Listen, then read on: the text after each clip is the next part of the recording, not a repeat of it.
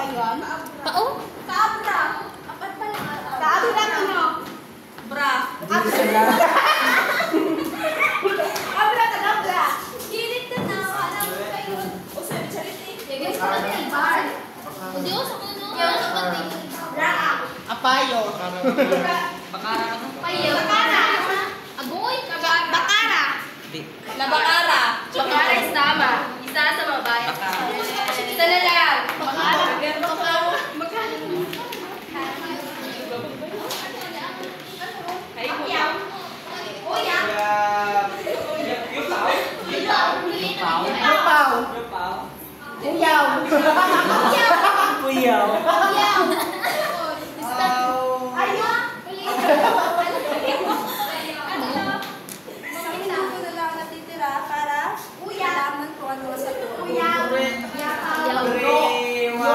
Yopa. Yaku.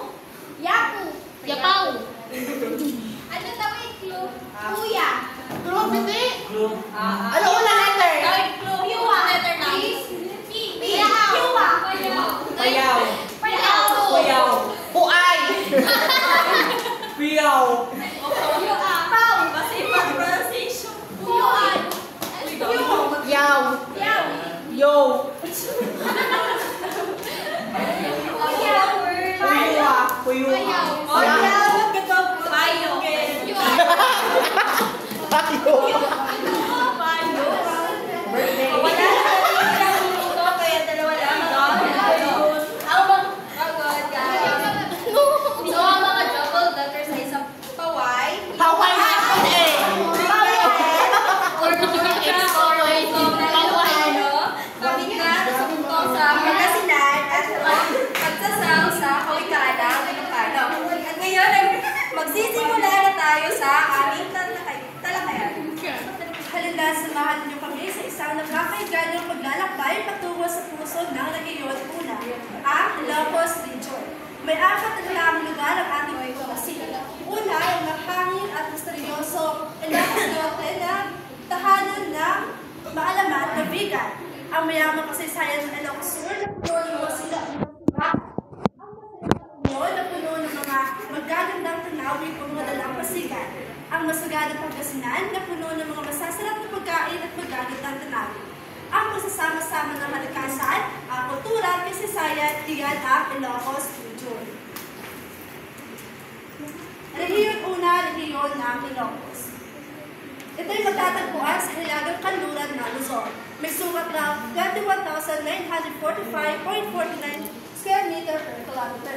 Napapaligiran ng hilaga ng Camden Bay, silangan ng Cordillera, ilog ng Santa Luzon at kanluran ng South China Sea.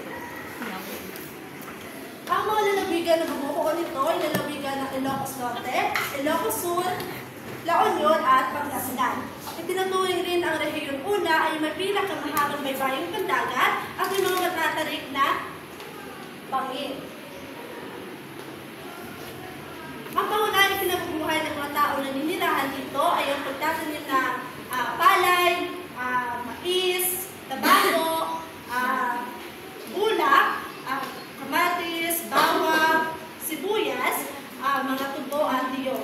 Nag-alaga na sila ng mga hayop kagaya ng kalabaw, baka, kambing, manok at kabayo. Gumagawa rin sila ng mga sandok, basket, tapayan o yung clay jar. Ito naman ang ginagamit na imbaka ng tubig o di kaya ginagawa ko rin sa inyo sa ating mga bahay. Gumagawa rin sila ng talayok, salamot yung sombrero, abel o kumot. Gumagawa rin sila ng luso o di kaya yung stone mortar. Ito naman ay hugis mangkok na gawa sa bato at may mahabang mamagpukre na gawa sa bato. Ginagamit naman ito kapag tayo ay may dinudurog. Gumagawa rin sila ng tsinelas, bulok, lingkaw at upuan. Pag sinabi namang bulok, ito naman ay ang itak o kutsilyo. Pag sinabi namang lingkaw, ito ay kareo. Ngayon naman, dumako naman tayo sa mga lalawigan. Sa mga lalawigan, hayaan natin ipaliwanag yung binibining Mangilog kung ano nga ba ang dapat natin malaman sa Ilocos Norte at Ilocos Sur. Maaaring basahin pa ng lahat ang nakasulat sa PPE. Maaaring lumapit upang mabasa. Or Ilocos Norte. may suka na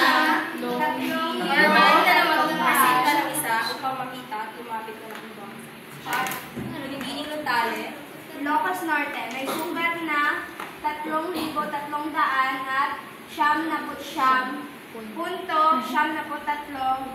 square kilometer. Ang kabisera nito ay ang lungsod ng Lawag. Binubuo ito ng mga bayang Bacara, Badok, Bangge, Batak, Ulimaw,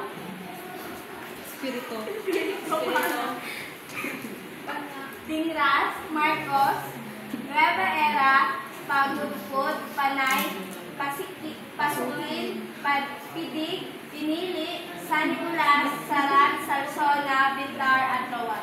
Ang Ilocos Norte ay nakahati sa 558 na barangay at ang bayan dito ay 21 na bayan. Matatagpuan ang Ilocos Norte sa hilagang kanlurang bahagi ng pulo ng Luzon at isang silangan nito ay ang lalawigan ng Cagayan at ang Apayao. At sa timog ay ang mga lalawigan ng Abra at ang Ilocos Sur. Ang mga tao na nakatira sa Ilocos Norte ay tinatawag ng mga Ilocano. At ang mga tatawag sa rehiyon ay ang Ilocos. At ang kanilang pangunahing wika ay ang Iloco.